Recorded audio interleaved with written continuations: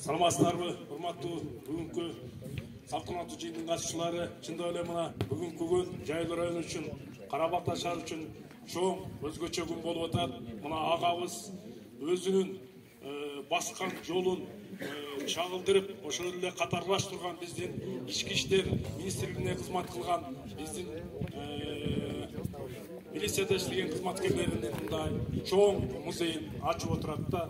Мен үчүн өтө кубанычтуу болуп атат. Себеби дегенде бул көрөлгөнү, бул жакшылыкты, бул салтанатты болгону мен 3 күн мурун уктум. Болбосо мына 1,5 жылдан ашып калды келген ошол жерде кызмат кылып аткан мезгилиме.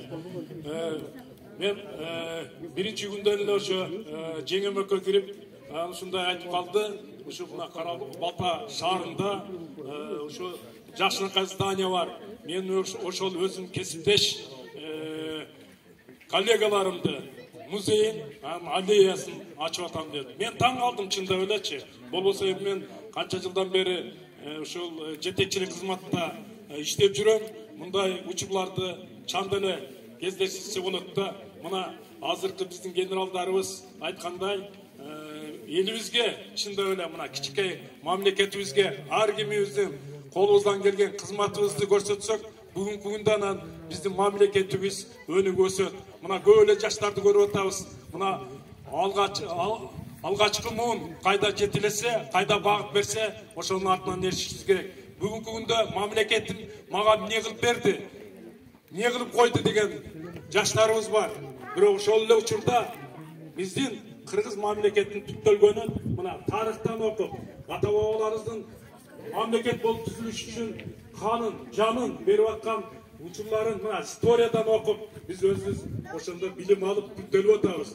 Мына бүгүнкү күн чындап эле абдан өрнөк боло турган өзгөчө күн болуп атат. Бул нерсени мен мына Карабалта шаары менен Жайыл районунун мен аким катары Карабалта шаарынын мэри аркылуу мына ОМС дегенибиз бар. Ушул сиз түптөгөн музейди мындан ары дагы колго абыш кылып, сиздерге жакындан жардам берип, ушул жерди чындап эле биздин мамлекетибиз үчүн өнүктүрүшүбүз керек, өстүрүшүбүз керек. Биздин өсүп аткан муундарыбызга тарбиялык, ошондой эле баягы ата мекендик сезимин ойготуп дегенде, ошо мекен үчүн ушу биздин жаш ушу органда иштеген кызматкерлерди патриоттук тарбияларды берип өстүрүшүбүз керек. Мына кичинекей мамлекетибизде нече күн эле кандай событиялар болуп кетти. Эки мамлекеттин ортосунда кагылышуулар. Ошо мына сиздердин тарбияңыздардын берген тарбияңыздардын ошо тарбиялап аткан биздин ошо жаш муундардын ошо кырсындай жаш